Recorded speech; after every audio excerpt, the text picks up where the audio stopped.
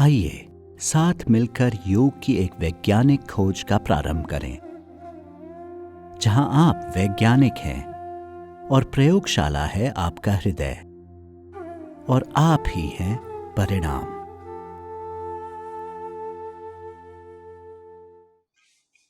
आप सब ईश्वर प्रेमी लोगों को हार्दिक प्रणाम।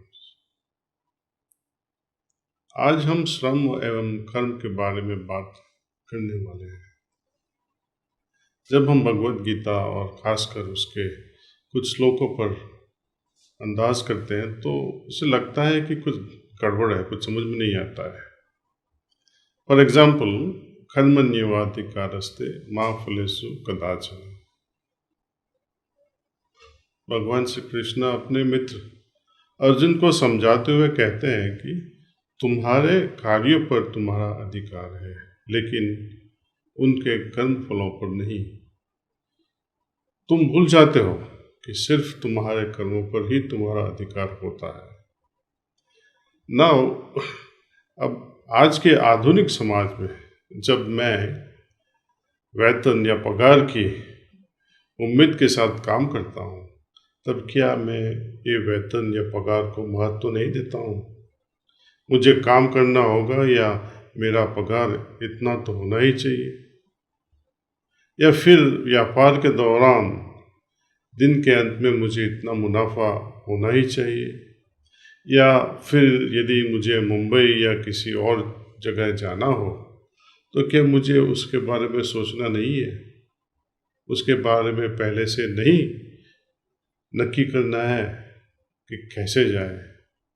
मैं कर्म फलों को और कर्म करने की कोशिश करने के बारे में कैसे भूल सकता हूँ?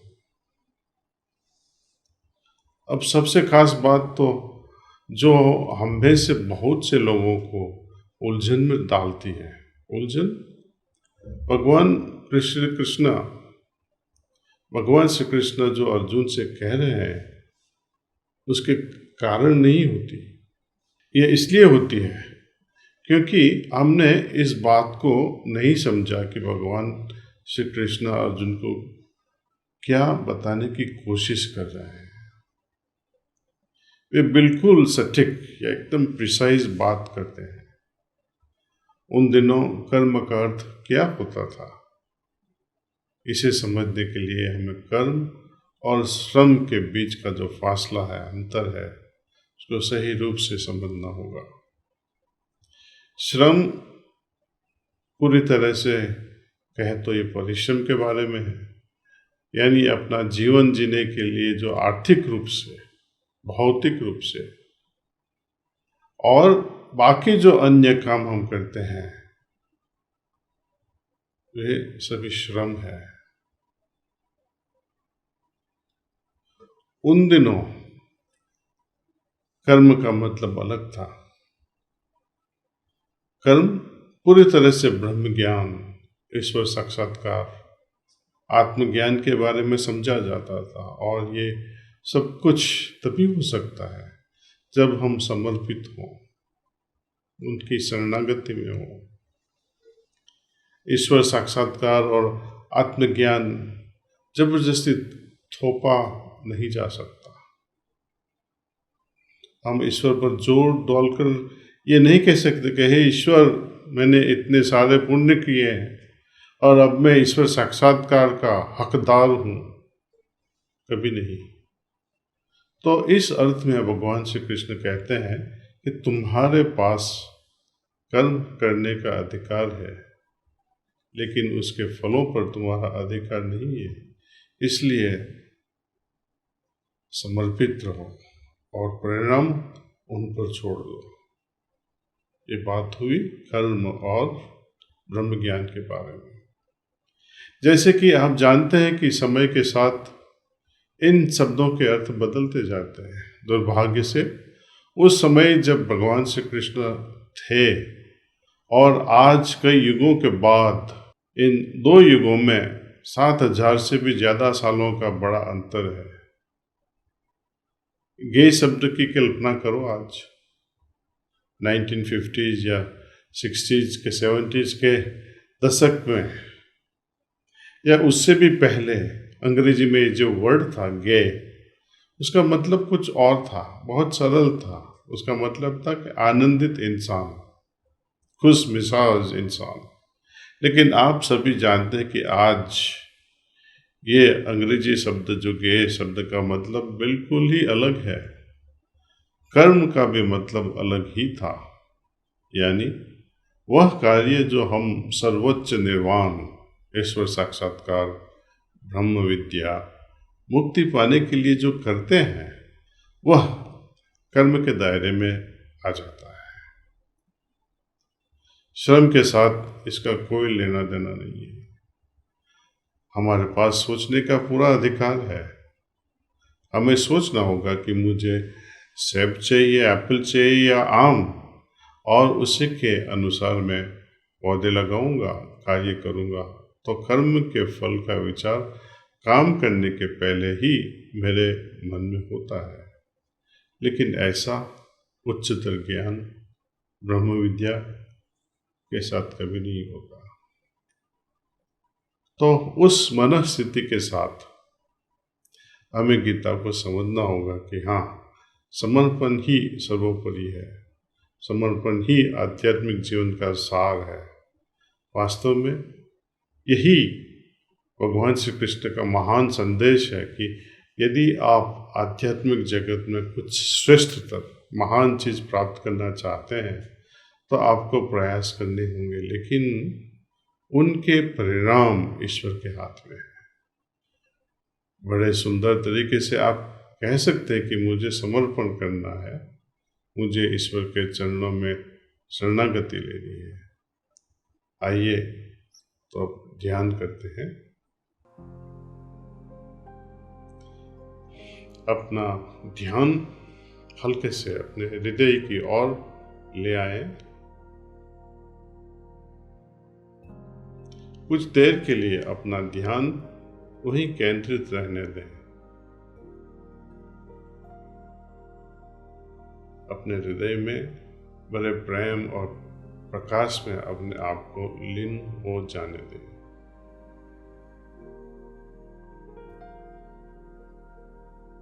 कृपया ध्यान शुरू करें।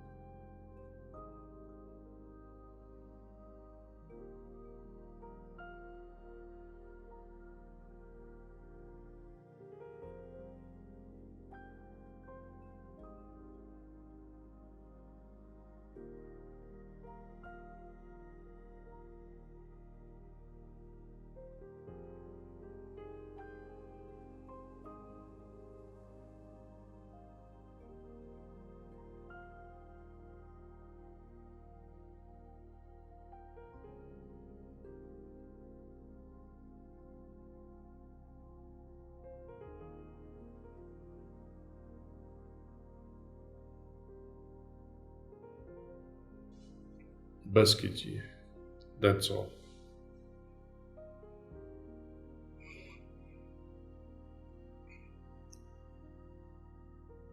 हमारे पास कुछ सवाल आए हैं और मैं उनका जवाब देने की पूरी कोशिश करूंगा। पहला सवाल है जो हैदराबाद से बहन नित्या का सवाल है। वो पूछ रही है कि मुझे ध्यान के दौरान बहुत सारे विचार आते हैं और विचारों के इस बवंडर से परेशान हो जाती हूँ। मैं एकाग्रित कैसे हूँ?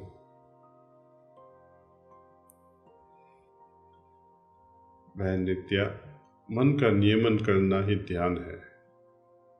एकाग्रता ध्यान का परिणाम है। यदि आप शुरुआत से ही केंद्रित मन पाने का विचार बनाना चाहोगी तो आपको ध्यान करने की जरूरत नहीं है। हमारे पास अनियमित मन है। हम अपने विचारों को कंट्रोल नहीं कर पाते हैं, इसी वजह से हम ध्यान करते हैं। यह एक अभ्यास है, यह एक कसरत जैसा है, मानसिक रूप से एक्सरसाइज है, जिसमें हम अपने विचारों से परे चले जाते हैं धीरे धीरे। तो इससे कोई फर्क नहीं पड़ता है कि हमें कितने विचार आते हैं या कितने विचारों का सैलाब आता है, या बस शांति से बैठ जाए, अपने मन को इस विचार के साथ अपने दिल पर ले जाए कि दिव्य प्रकाश मेरे हृदय में मौजूद है। हमें बस उन पे ही अपना अटेंशन लगाए रखना है। यदि ज़्यादा विचार आते हैं तो हमें अपने मन को फिर से अपने दिल पर लाकर कहना है, अभी मैं वास्तव में ध्यान कर रहा हूँ। खुद को याद करवाना है कि मैं ध्यान में बैठा हूँ। यदि हम विचारों में व्यस्त रहेंगे, यानी उन विचारों के साथ संघर्ष करते रहें, तो हम संघर्ष ही करते चले जाएंगे। पूरी ऊर्जा उसमें ही चली जाएगी। विचारों की एक कड़ी दूसरी कड़ी की ओर ले जाएगी और वह विचारों की किसी अन्य कड़ी की ओर ले जाएगी, और ये चलता रहेगा। जब कभी एहसास होता है, जब कभी हमें ये एहसास होता है कि हाँ, मैं ध्यान से भटक गया हूँ, धीरे से खुद को याद कराएं कि मैं ध्यान कर रहा हूँ। यदि ये विचार अब भी परेशान करें तो गहरी सांस लें, फिर से अपने दिल पर फोकस करें और आपने जिस प्राणाहुति का पहले ही अनुभव कर लिया है उसके प्रति अधिक ग्रहणशील रहें। ईश्वर करे कि आप ऐसा कर पाए और देखें कि यह आपके ध्यान को कैसे बदलता है। आप इसके बारे में फिर मुझे बता सकते हैं।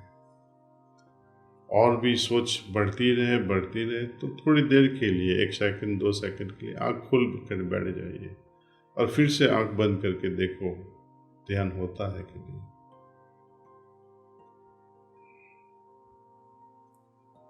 दूसरा सवाल है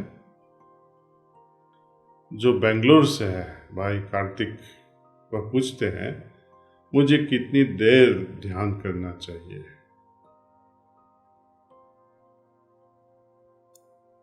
ये जान के बहुत आनंद होता है। किसी भी जगह से लोग ध्यान के बारे में कुछ क्यूरियोसिटी, कैसे करना है, कितनी देर तक करना है, वो सब के बारे में सोच रहे हैं।